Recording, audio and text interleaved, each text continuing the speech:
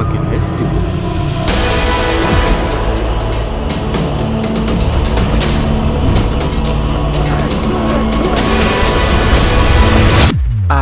Saints Row the Third Remastered. A game you can play at free will. A game your granny, your soccer coach, or your therapist can be caught on the street and killed. A game that allows you to take the red pill. When I eat pickles, I usually like them dill. So as you sit here on this winter day, there is no need to fray, because Papa RPG has returned, and this time, he's here to stay. In today's episode of Throwback Gaming, we will be taking a look at many aspects of this game and breaking them down into subcategories. This episode is kinda confusing, because I'm not really sure if this is a Saints Row the Third review or a Saints Row the Third remaster review, but nevertheless, we will be analyzing the game using remastered gameplay. That way it's easier to look on the eyes, some eye candy for you, if you will. Is Saints Row the Third an underrated masterpiece? In short, no. However, there are many aspects of this game that make it enjoyable. Did my memory of this game change due to blind nostalgia? Possibly. Actually, yeah, and it's hard for it not to be, but we'll get into that later in the video. For now, it's time to analyze Saints Row the Third in all its glory and all its horror, because this is a deeper look into Saints Row the Third with remastered gameplay.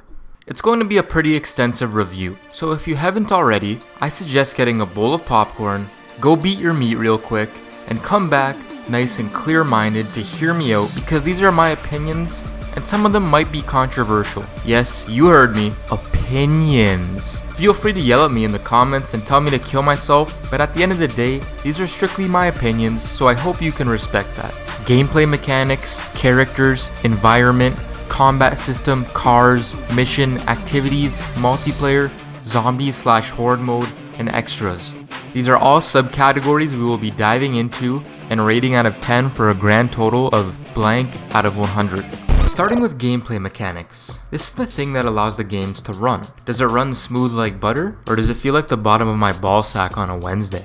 Let's find out. In SR3, we don't have a normal day and night cycle that you can see in most open world sandbox games, which is really disappointing. You just spawn in at a certain time of day every time you load up the game or complete a mission or activity. Although this isn't necessarily a deal breaker, it's kind of an immersion breaking feature that personally makes me feel like the city is more artificial than it actually is. You're telling me I can't stop my killing spree to smell the roses and watch the clouds pass me by as I listen to the sweet sounds of the SR3 soundtrack? Lame. In terms of other gameplay mechanics that kind of pissed me off was the fact that there isn't any mission replay options. I mean, you have a phone, and that would have been a perfect way to replay missions through some sort of option within the phone, like an app of something. But nope.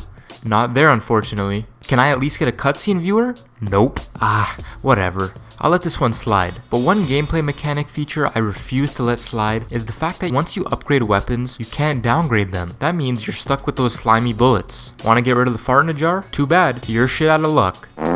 It's just simply a missed opportunity if I do say so myself. I mean, nobody wants to be stuck with being unable to be injured from bullets. It takes away all the strategy of the game and makes it less fun. However, I do like the fact that you are able to upgrade your abilities and weapons. It adds an RPG element, if you will, and that's 100% Papa RPG approved. But like I said, not being able to go back and downgrade certain things definitely hurts the game, especially the fact that they kept this the same way in the remastered, which you're seeing gameplay of now. I digress. Some gameplay mechanics that I absolutely love about this game is the car customization. Oh yes, that sweet, sexy customization. Oh Saints Row, how your customization makes me feel some type of way with your sexy, sweet bumper options and spoilers and decals and rims. Ooh, the rims. Not to mention the character creator is bar none one of the best in the industry, and I truly do mean that. I really wish you could layer clothing, and the fact that your helmets and hats disappear when you're in the car kind of pisses me off, but that's just me nitpicking now. Moving on to more gameplay mechanics. I like the fact that you can customize the way your cribs look on the outside. However, most of the interiors of the cribs are just simple copy and paste of one another and don't really offer variety in that sense. It's a give and take system. I would much rather have a system where you can upgrade the interiors instead. Speaking of interiors, I like the fact that you can enter interiors without loading screens. However, the enterable interiors are very far in between. I can only think of less than a handful at the top of my head, which is not a good thing for an open world game. Nico, it's Roman. Let's go bowling. No, Roman. I don't want to go bowling with you. And I can't keep reusing this joke every video, Roman. Leave me alone. Another great gameplay mechanic is the fact that you can call up a fellow homie and go cause some mayhem with them. Although, now that I'm thinking about it, maybe a Saints Row bowling game would be fun. Now, hear me out. Bowling with Johnny Gat? Interesting. Maybe I'm foretelling the future. Maybe the next Saints Row game will be a bowling simulator. Only time will tell. All in all, with everything said and done, I'm gonna give gameplay mechanics 5 out of 10. Next up, characters. What's a good game without well thought out characters? It's not Saints Row the 3rd, but that's not to say there aren't some hiccups down the road. What exactly am I talking about? Let's find out. SR3 introduces some new characters to the franchise pretty early in the game. I find that personally, Kinzie and Angel are the standout characters in the game due to the fact that they have clear motivation on why they hate the Syndicate, and you feel for them in some way, shape, or form. You rescue Kinzie after being tied up and placed on a boat. You are trying to avenge Angel's legacy by stripping the mask of Killbane and give him the great shame he caused Angel. These are pretty good character arcs, and makes you care about the people. However, that's not to say there aren't some shitty ones too. For example, I never really got a hold of the whole Zemos character. I mean, yeah, he has an auto-tune voice, but after a couple lines of it, I was ready to say, next. This is a rescue, right? This ain't some elaborate setup for a gangbang. There's also so many times I can look at what looks to be an elderly man wearing a ball gag in his mouth without saying, what the f is going on? Let's talk about Philippe Laurent. The guy was built up like a supervillain of the game. He got a big feature on the SR3 Power trailer, and everyone kinda just assumed, oh yeah, this is the main villain. Wonder what they have in store for him. Fast forward less than 2 hours into the game, and you already kill him. You drop a big ball on him, and crush him, and you're left wondering, wait, no, that can't be it. I remember when I first played the game back in 2011, I convinced myself that he wasn't dead. I kept saying, no, there's no way. I wonder how he'll come back later in the game. But nope, he gone. Now on to Johnny Gat, the series' most famous and beloved character by far. Does he get the hero's welcome he deserves in this game? In this all-new city, Steelport? Time to blow shit up with Gat. Instead, he gets an off-screen death not even an hour into the game. But why, Volition? Why? Why did you have to do it to Gat? Of course he knows he comes back later in the series, but that's for another day. Pierce is still there for some comedic relief, just like how he was in SR2, and he is still one of my favorite underrated characters. Shaundi returns too, and well, Shaundi, let's just say it wasn't her attitude that just got bigger. I always found the fact that Shaundi is so hurt about Gat's death very off, because of the fact that they didn't really even get that close in the SR2 story. It just felt forced. If anyone needed to be mourning the death of Gat, it was supposed to be the boss. Some honorable mentions for some pretty cool characters are Josh Burke, Killbane, Matt Miller, and even the DeWinter sisters. Oh yeah, and that one Jack Naked Russian dude. Overall, this is an interesting cast of characters in SR3, old and new. A lot of them have a great build up too. Most of the time, it lacked that final payoff though. The only time it really felt like the build was paid off was when you kill Killbane, but that would mean Shaundi dies, which kinda blows. For that, I have no choice but to give characters a 5 out of 10.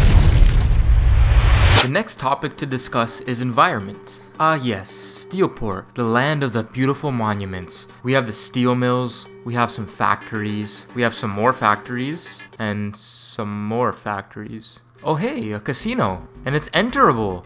We have Magarak Island, the National Guard, Aparice Island, a downtown, an airport, and a stadium which isn't enterable. When you truly dig deep and look past the bleh of Steelport, you soon realize this map has some serious potential. However, having potential doesn't make the environment great. When you walk around Steelport, you'll very quickly notice the city is very bland. Same color palettes, the NPCs offer really nothing that interesting to look at, and for the most part, all the districts seem to blend together. The two main standout parts of the map in my opinion are Aparice Island due to the zombies and the National Guard, but those get old very quickly. The inhabitants of the city really don't offer much in terms of what they do when you follow them around. Just kind of aimlessly walk around, all just blending into each other as if you were walking around downtown New York on a hot summer's day. I mean, you take a 5-minute stroll down the streets of Steelport and you'll very quickly realize you've kind of seen everything there is to be offered. How about the cribs? Ah yes, the place you'll be seeing as soon as you load into the game. Do they stack up against the previous crib systems in the series? In short, no. But that's not to say there aren't some good cribs in the game. Zemos' crib is well designed and suits his character very well. Angels is an old casino with a wrestling ring, which again suits his character very well and is awesome. Kinsey's abandoned warehouse suits her isolated hacker persona nicely as well. It's when you start comparing the other cribs where you kind of say, well, these look oddly familiar. I mean, it's the same shit every crib. That same TV is just engraved in my mind. I just feel as if they missed the ball on these certain cribs because the exteriors of them are actually really nice looking, especially in the remaster. Now, I gotta give credit where credit is due and say that the remaster looks amazing in terms of environment. In fact, I'll go as far as to say that it made me thoroughly enjoy my playthrough of this game, even though I've already played this game dozens of times before. The grass is green, the sky is blue, the cars are shiny, the day is bright, the night is dark. Have a pet dog? Take him to the park. Just don't let him bark, because today's journey is looking at Steelport in which we embark. Oh shit, I think I see a cop. Never mind, it's just a narc. As you can see, Steelport is very beautiful in the remaster. However, because of the fact that I'm mainly talking about the original Saints Row the Third, you can see this version of Steelport is very different. If you take some glances around, you'll see a very gray city. For that, I have no choice but to give the environment a 4 out of 10.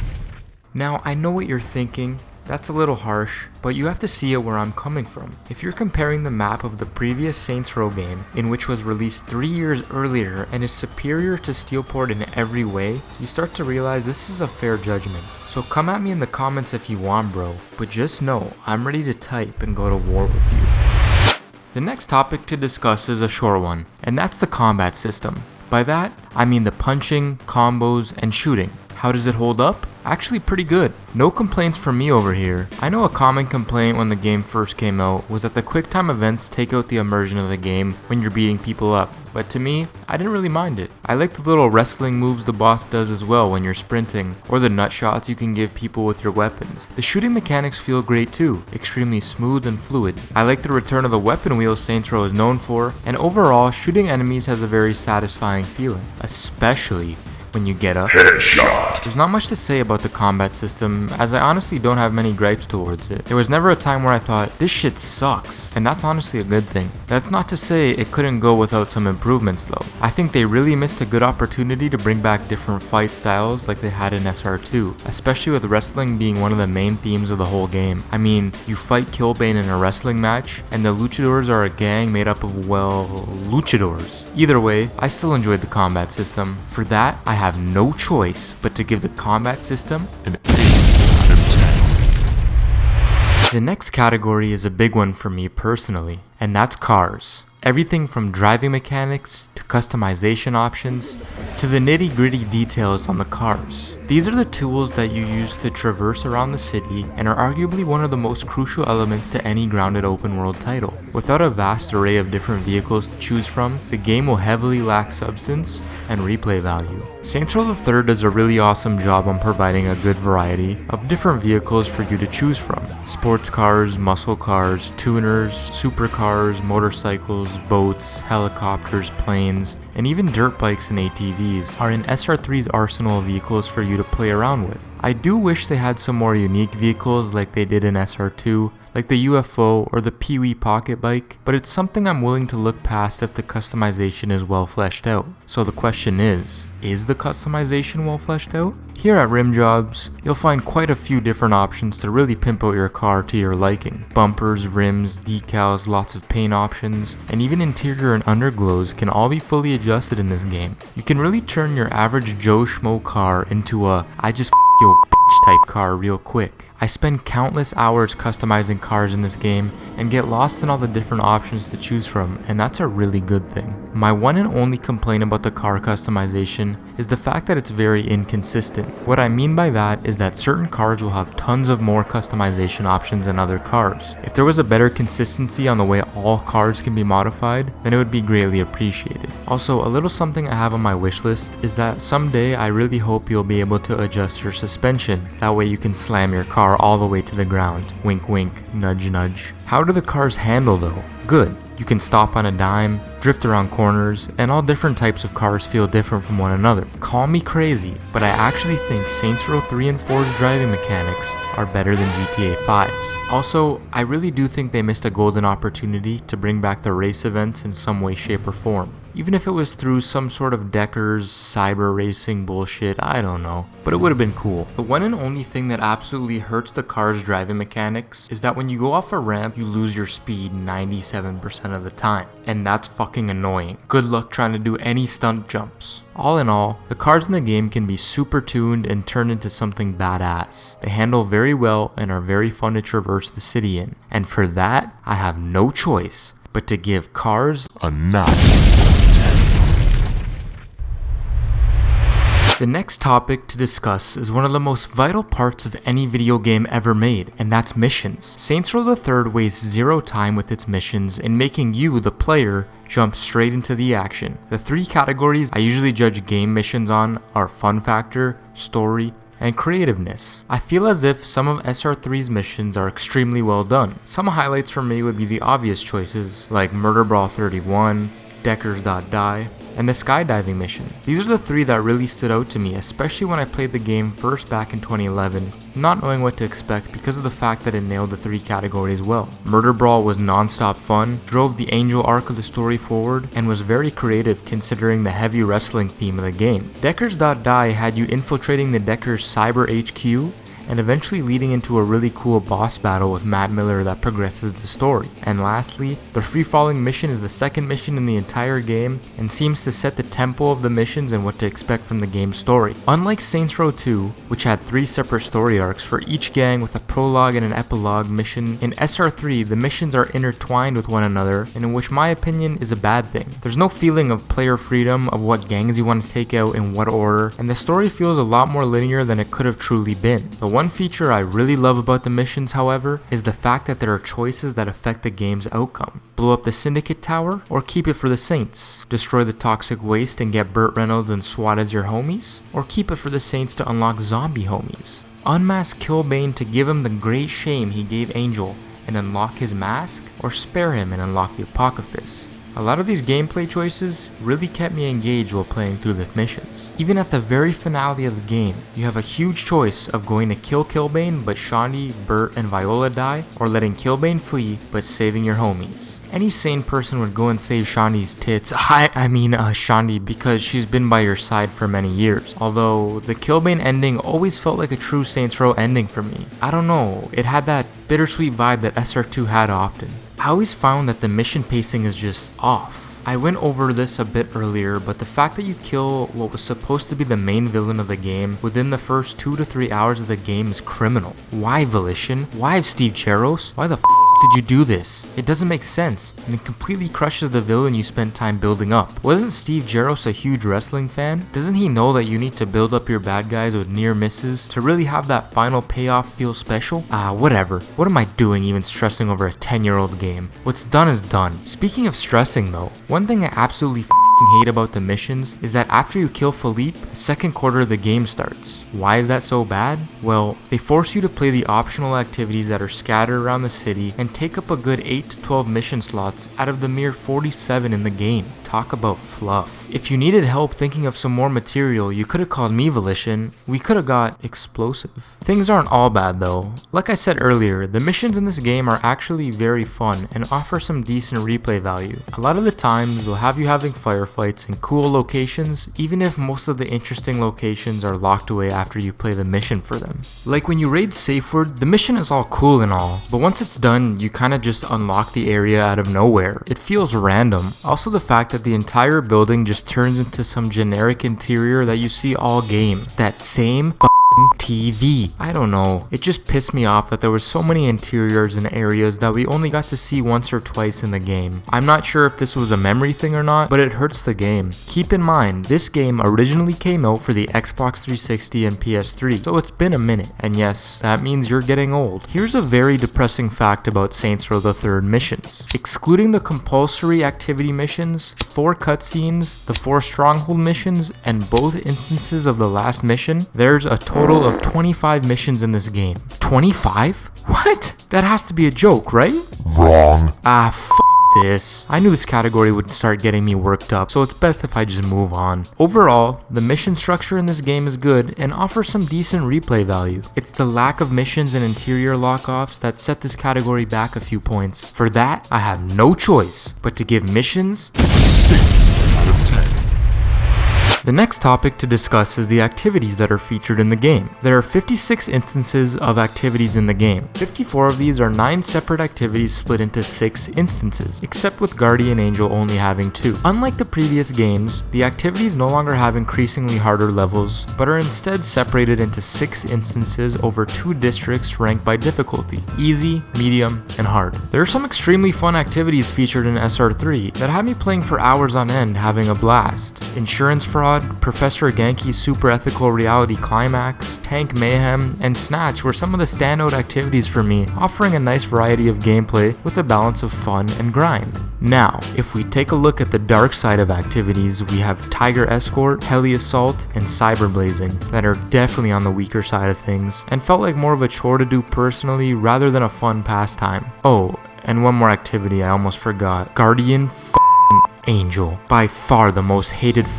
activity in the whole series. Sure, it's not hard at all, but it's just so tedious and just drags on and on and on and on and on and on. In fact, I heard the US military is forcing people to play Guardian Angel in a new form of torture to get intel. Okay, shitty joke, but equally as shitty activity. This game was definitely missing some big hitters from previous games like Crowd Control, Septic Avenger, Fight Club, and Demo Derby. All these activities could have easily fit into the SR3 ecosystem without feeling forced, but I digress. I still personally feel like the good activities in this game outweigh the bad, even if it's not by much. For that, I have no choice but to give the activities in this game A 7 out of... Actually, no wait, Guardian Angel. A 6 out of 10.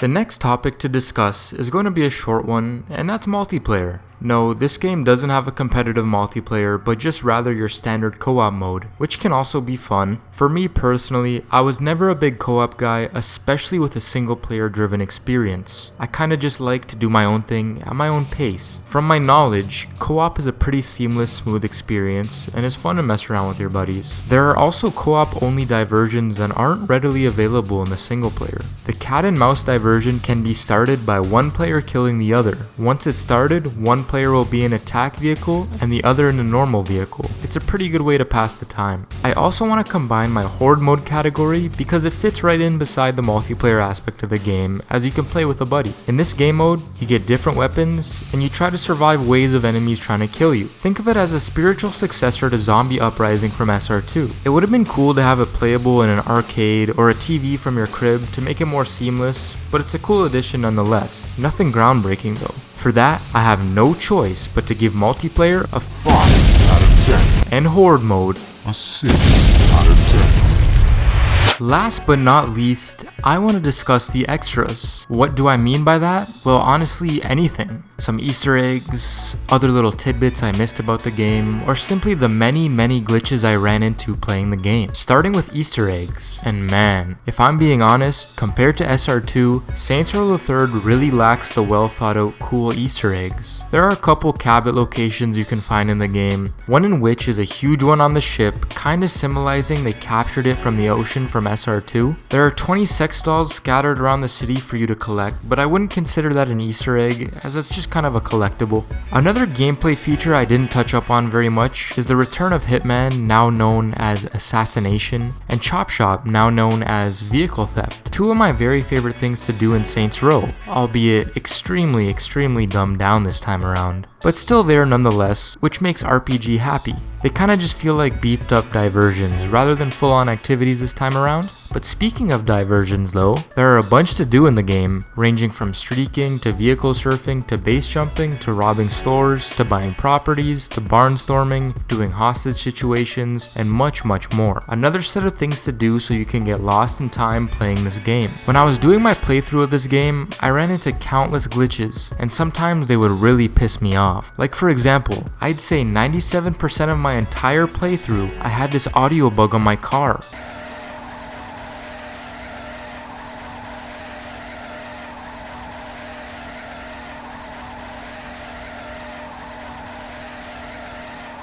Yeah, I heard that pretty much the entire game, every time I stepped into a vehicle, and I'm not even kidding. Or sometimes my car would just disappear out of nowhere, and I'd have to hard reset my PC because it wouldn't let me quit normally. That's annoying. To be fair though, I did start this playthrough on day 1 when the game came out, and that build was extremely buggy. They managed to fix most of these issues, however, a lot of these glitches I'm talking about now came from a playthrough I did just a week ago, so I can't give them too much credit. All in all, the extras of this game kept me well entertained, and added at least 4 hours of gameplay time to get lost in. However, the glitches were a real setback and made me rage quit the game a couple of times, which is never a good thing for a single player game. For that, I have no choice but to give the extras of Saints Row the Third a 6 out of 10. That being said, it's time to add up the grand finale of the video.